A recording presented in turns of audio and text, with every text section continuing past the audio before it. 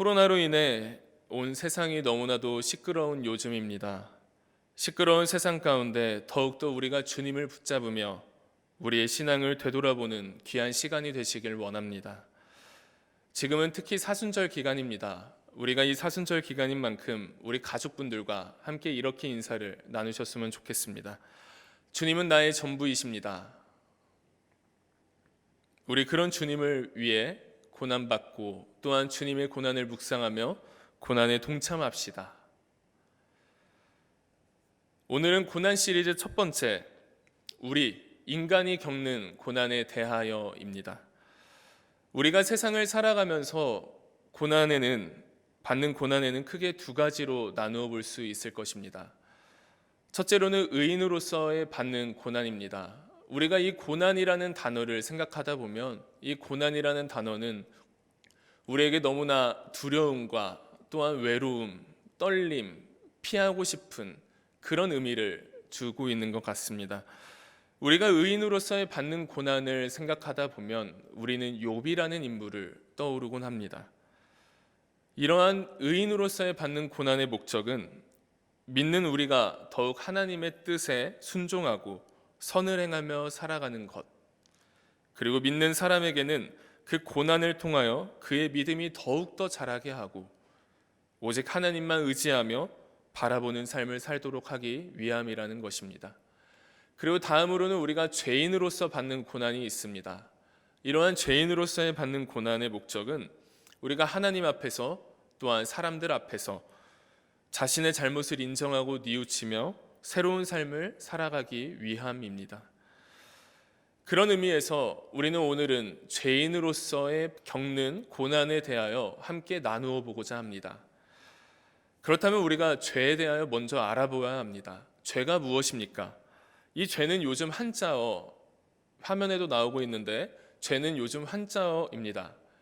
그러나 이 죄란 한자어의 고어는 죄, 바로 위에는 스스로 자자와 아래는 고통 신자를 합쳐진 단어로 사용되어 왔습니다. 고로 이 단어에서 우리의 고통은 우리의 죄에서 비롯되었음을 우리는 알 수 있습니다. 죄와 고통은 끊을래야 끊을 수가 없습니다. 또한 이 죄라는 단어의 성서에 나온 헬라어를 살펴본다면 헬라어로는 하마르티아라는 단어를 사용했습니다. 이 하마르티아라는 단어의 의미는 화살이 관역을 벗어나서 날아가는 것을 의미합니다. 하나님이 원하시는 지점이 아니라 하나님이 싫어하시는 지점, 엉뚱한 지점으로 날아가는 것이 바로 그 죄의 의미라는 것입니다. 화살이 날아가려면 어떤 방향이든지 강력한 에너지와 강력한 힘이 필요하곤 합니다. 이런 면에서 죄는 하나님이 원하시지 않는 방향이라 하더라도 그곳으로 날아가게 하는 강력한 힘을 지니고 있음을 우리는 매일같이 깨달아야 합니다. 이러한 화살에 쭉 뻗어나가는 강력한 힘이 존재하듯이 우리의 죄도 마찬가지입니다. 우리의 죄도 강력한 힘으로 퍼지는 속성을 지니고 있습니다. 코로나 사태로 요즘 온 세상이 너무나도 시끄럽습니다. 회복될 것 같다가도 집단 감염, 다시 회복될 것 같다가도 집단 감염이 일어나고 있습니다. 우리는 이러한 눈에 보이는 코로나 확진자와 또한 치사율로 인해 우리는 열심히 대처하고 있습니다. 손도 씻고 손소독도 하고 우리는 마스크를 착용하면서 열심히 각자의 자리에서 대처해 나가고 있습니다. 그러나 더욱더 무서운 것이 있다면 그것은 바로 우리의 죄일 것입니다.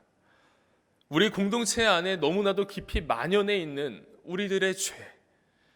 하나님께서 우리를 깨우쳐 주시지 않는다면 너무나도 깊게 파고드는, 그리고 우리는 깨닫지도 못하는 우리들의 죄.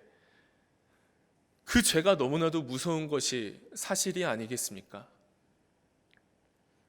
코로나가 속도가 너무나도 빠릅니다. 퍼지는 속도가 너무나도 빠릅니다. 그러나 그 코로나보다 더 무서운 것이 있다면 우리의 죄, 너무나도 강력한 힘을 지니고 있고 우리가 말릴 수도 없고 우리가 그만둘 수도 없는, 우리의 힘으로는 그만둘 수도 없는 그런 강력한 죄가 퍼지는 것이 더 무섭다는 사실을 우리는 깨달아야 합니다. 아담은 우리에게 죄를 들어오게 했습니다. 창세기 2장 17절 말씀에 보면 선악을 알게 하는 나무의 열매를 먹지 말라. 내가 먹는 날에는 반드시 죽으리라 하시니라. 그러나 이 아담은 뱀의 꼬임에 넘어갔습니다. 창세기 3장 5절 말씀에 너희가 그것을 먹는 날에는 너희 눈이 밝아져 하나님과 같이 되어 선악을 알 줄 하나님이 아심이니라. 우리는 이러한 죄의 결과로 우리에게는 땀 흘리며 수고하고 또 출산의 고통, 결국에는 로마서 5장 12절의 말씀처럼 사망이 들어오게 되었습니다. 여기서 중요한 인간의 잘못이 있다면 창세기 3장 5절의 말씀처럼 우리 인간은 계속해서 하나님과 같은 위치에 서려고 한다는 것입니다. 하나님께서 우리에게 한계선을 조금만 양보하셨을 뿐인데 우리는 그 한계선을 계속해서 정복하려고 달려드는 것이 우리 인간의 본성이라는 것입니다. 제가 요즘 서울에서 운전을 하고 있습니다. 이 서울에서 운전을 하면서 오고 갈 때 참 서울은 합류하는 지점이 너무 많은 것 같습니다. 특히 차가 막힐 때는 그들에게는 보이지 않는 룰이 존재하곤 합니다. 직진하는 차가 앞으로 가면 그 바로 뒤에 이제 합류하는 차가 들어옵니다. 그리고 직진하는 차가 가면 다시 합류하는 차가 그 뒤로 들어옵니다.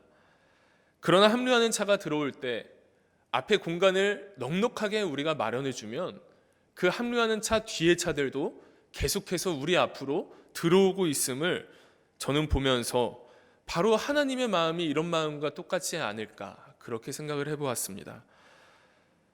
하나님께서는 우리에게 조금만 양보하셨을 뿐인데 하나님께서는 우리에게 한계선을 조금만 양보하셨을 뿐인데 우리 인간은 그 한계선을 야금야금 삼키다 이제는 아예 무너뜨려 버리고 삼키고 정복하려는 것이 바로 인간의 본성이라는 것입니다. 우리는 아담으로 인해 죄가 들어왔습니다. 그리고 우리는 그 죄를 유전받은 자들입니다. 우리는 죄인입니다. 실존적 죄인인 인간들입니다. 계속해서 우리가 죄를 짓는 것은 우리가 죄를 지어서 죄인인 것보다 우리가 죄인이기에 우리가 계속해서 죄를 짓고 살아가곤 합니다. 아담이 죄를 지었듯이 우리도 죄를 짓는다는 명제는 타당합니다. 그리고 아담이 죄를 지었기 때문에 우리도 죄를 짓는다는 명제도 타당합니다.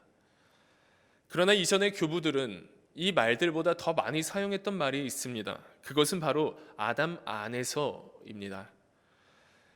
그들은 아담 안에서 우리가 죄를 짓는 죄인이라고 고백을 했습니다.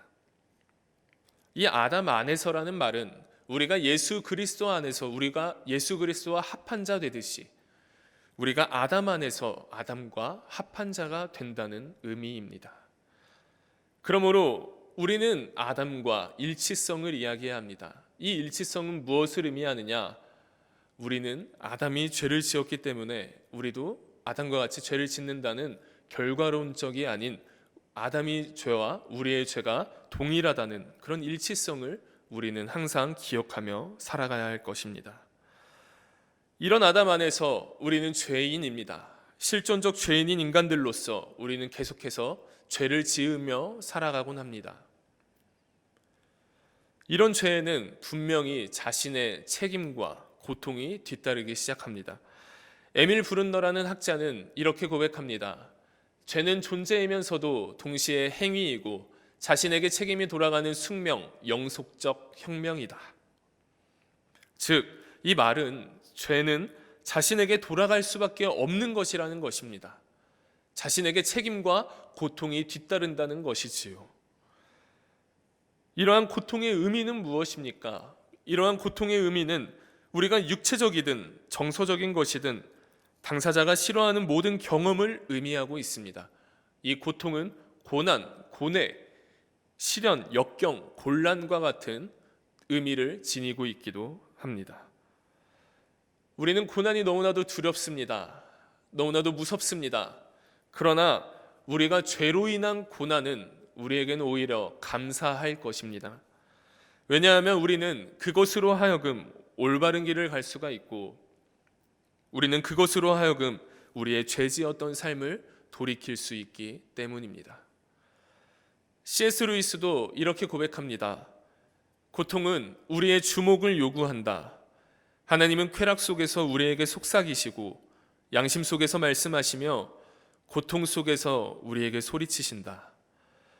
고통은 귀먹은 세상을 불러 깨우는 하나님의 메가폰이다. 하나님의 메가폰으로서 고통이 혹독한 도구라는 데에는 의심의 여지가 없다. 또 고통은 끝까지 회개하지 않는 반항으로 연결될 수도 있다. 그러나 그 고통은 괘씸할 수 있는 유일한 기회를 제공한다.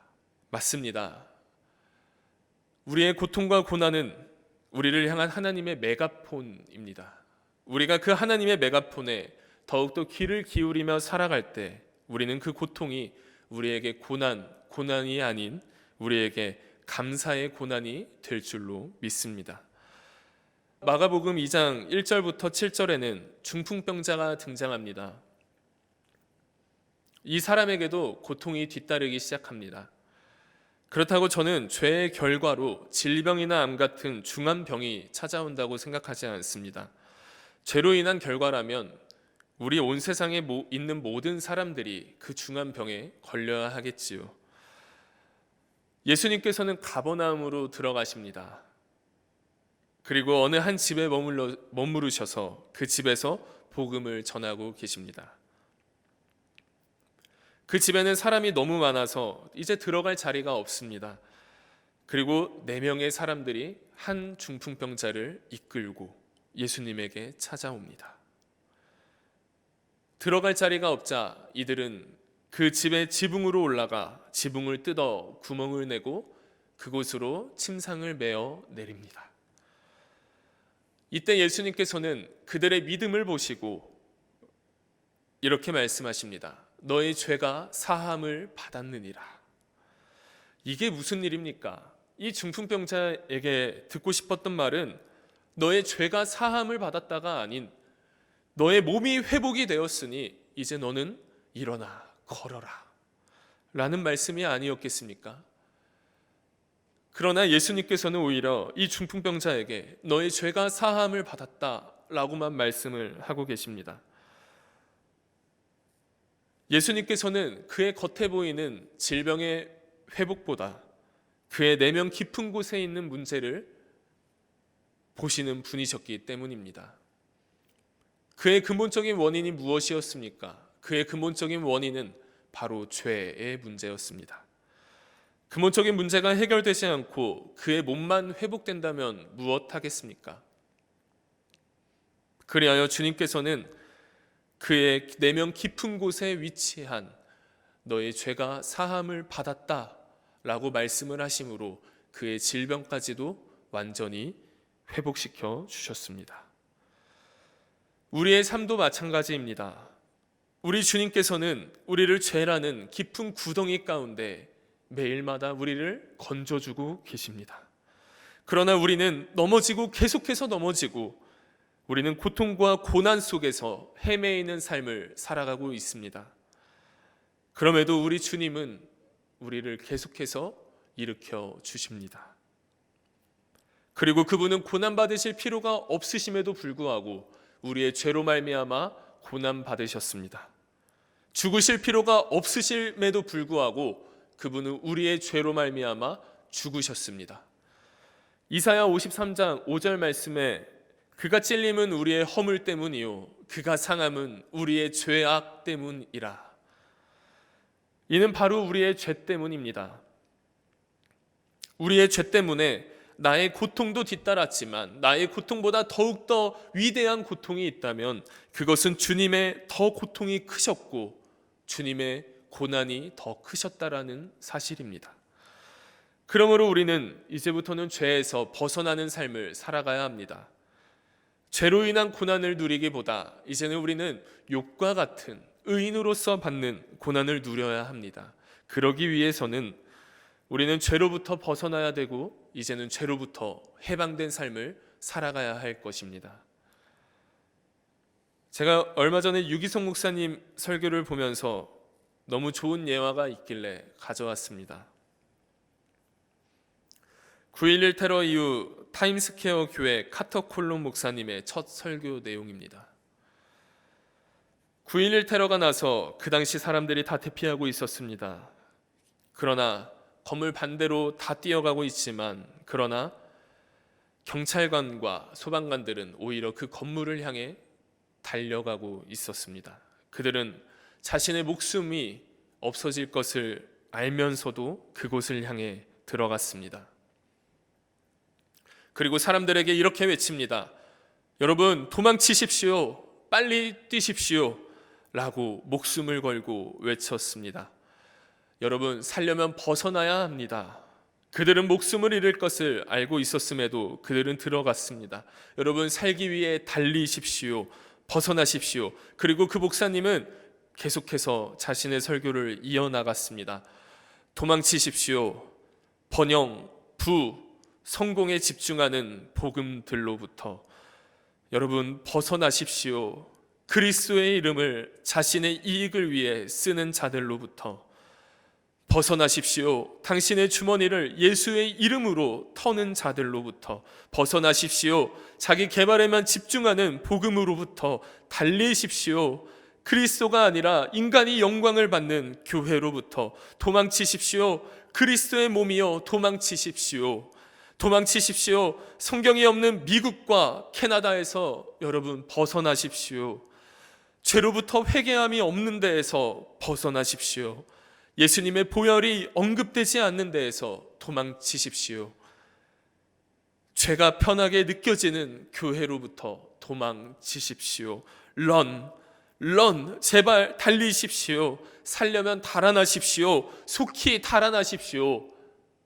우리는 이 설교처럼, 이 목사님의 설교의 내용처럼 우리는 살기 위해 죄로부터 달아나야 합니다. 죄로부터 걸어나가는 것으로 끝나는 것이 아닌 우리는 죄로부터 속히 달아나야 합니다. 주님의 고난과 십자가를 묵상하는 사순절 셋째 주일입니다. 지금이야말로 우리가 신앙의 순결함을 되찾아야 하는 시기가 아닌가 싶습니다. 우리는 죄인입니다. 실존적 죄인들입니다. 그럼에도 우리를 깨끗게 하시기 위해 주님께서는 우리를 위해 십자가에 지셨습니다. 그리고 우리는 그분으로 인하여 회복되었습니다. 항상 고난을 헤매고 있을 때마다 우리 주님은 우리를 계속해서 일으켜주고 계십니다. 그러나 그럼에도 불구하고 우리는 그분의 사랑과 그분의 은혜를 잊으며 살아가는 것이 우리 인간의 본 모습이라고 생각합니다. 우리는 그 한 분의 순종하심으로 우리는 이 세상에서 은혜롭게 살아가고 있는 것입니다. 로마서 5장 19절 말씀에 보면 한 사람이 순종하심으로 많은 사람이 의인이 되리라 라는 말씀처럼 이제는 우리는 한 분 오직 예수 그리스도로 말미암아, 우리는 예수 그리스도의 의로 말미암아 우리는 왕노릇하며 이제는 영생에 이르는 삶을 살아가야 할 줄로 믿습니다. 그리고 주님께서는 사순절 셋째 주간 우리에게 이렇게 말씀하십니다. 나의 고난으로 말미암아 이제는 너의 죄가 사함을 받았느니라. 그러니 이제 너는 너의 죄로 인한 고난이 아닌 욕과 같은 고난, 즉 의인으로서의 받는 고난에 함께 동참하지 않겠니? 우리의 믿음을 더욱 견고하기 위한 나의 고난을 누려보지 않겠니? 지금 주님께서는 우리에게 말씀하고 계십니다. 우리가 이 주님의 질문을 기억하며 살아가길 원합니다. 이제는 죄로 인한 고난이 아닌 우리 그리스도인은 하나님께 의인으로서의 고난을 받아야 합니다. 그러기 위해서는 우리는 주님께서 우리에게 들려주시는 하나님의 메가폰을 항상 기억하며 하나님의 메가폰 소리를 더욱더 듣기 위해 열심히 몸부림쳐야 할 줄로 믿습니다.